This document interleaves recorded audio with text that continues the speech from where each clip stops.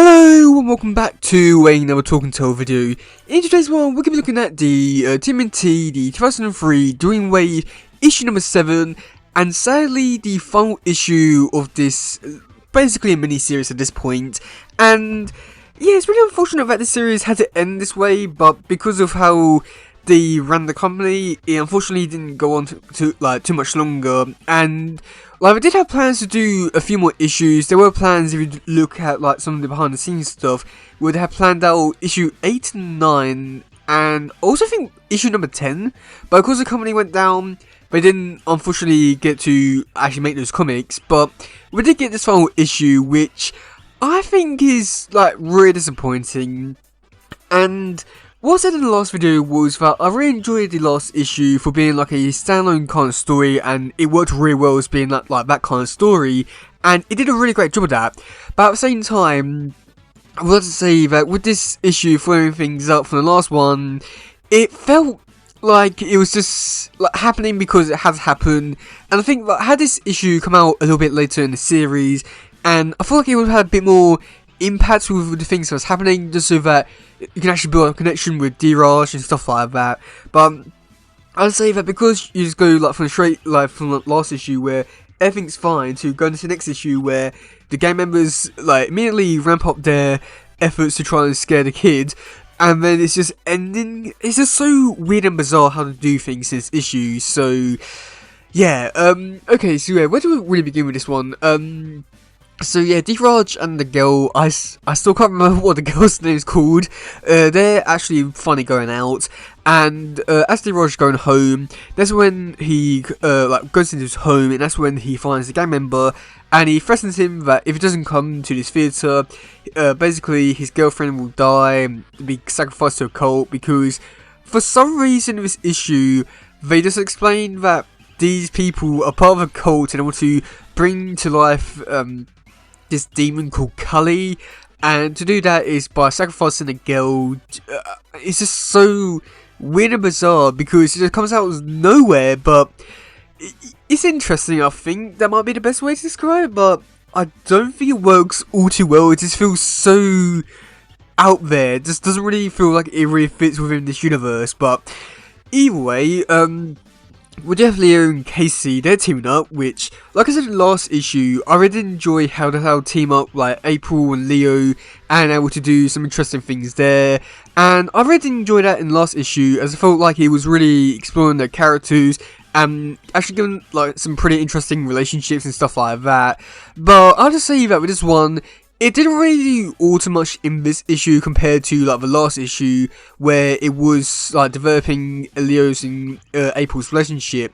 But with this one, it's just more just Leo and Casey. They're fighting some gang members and stuff like that. And yeah, that's pretty much it for that bit there, really. I mean, there is a little fun bit where we do get to see Leo does the Cheshire Cat thing, which is kind of cool. It would be interesting to see, if it did do this again. Go see each told do their own little thing which every character likes and stuff like that. It wasn't really anything noteworthy, but it's just a fun thing to see them do. So that was kind of cool. And then after that, we do get to see the Turtles. They all do meet up and oh yes, we should go off and fight the gang stuff like that. And to do this, we got Mikey put on a impression to try and fool the people into thinking that there's a demon there. And we've got Leo and Raph. They'll come on each other's shoulders to try and fool them into thinking this.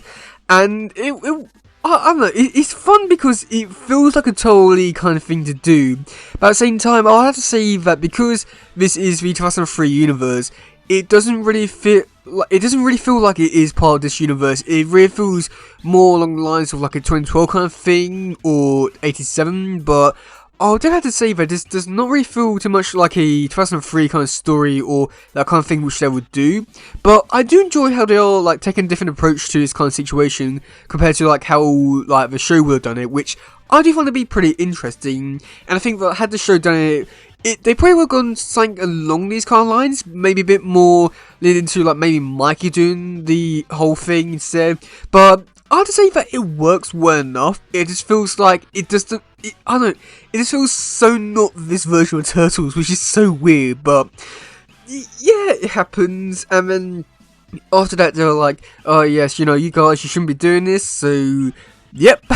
And then it is pretty much just ends really, because D-Raj and his girlfriend, they walk out and be like, well, I don't believe in sacrifices and gods and all this kind of stuff, but after today, maybe. And that's pretty much where they do leave this thing off. And I know that, like, because they did plan out more issues and stuff like that this wasn't supposed to be the ending, but because it is the ending, it just feels so weird and stupid that this is the ending. But I feel like they did have, like, enough time to know that this was going to be the ending before it was properly released. So I do feel like there was definitely, like, bits they could have put in place to prevent this from being, like, the actual final issue. So it's just so weird and bizarre that this was the quote-unquote final ending to this, like, series and stuff like that.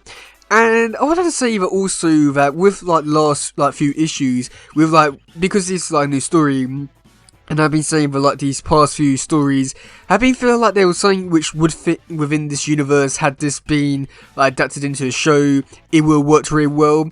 I would say that, like, not this one. This one, there are, like, elements of this story which I could see them, like, playing out, and I do feel like they did take a little bit of inspiration from in, like, future episodes, just like Dragon's Brew with, like, Leo and Casey's relationship, which was pretty interesting, but at the same time there wasn't really too much to it there. So there's also stuff in this issue which I do think was interesting had they expanded upon it a little bit more, but I think that as, like, a second part to the story, it fails, and also being in the ending to this like, series as well, it also fails as well. But I'd say that, like, had they done other stuff to prevent all this kind of stuff, then I do think it would have worked out better. But I think there's a lot, like a lot of stuff out of their control to, like, not make this be, like, final issue and stuff like that. So yeah, I mean, overall this series, it's a hard one to really judge, because I like this one because it's 2003 and stuff like that.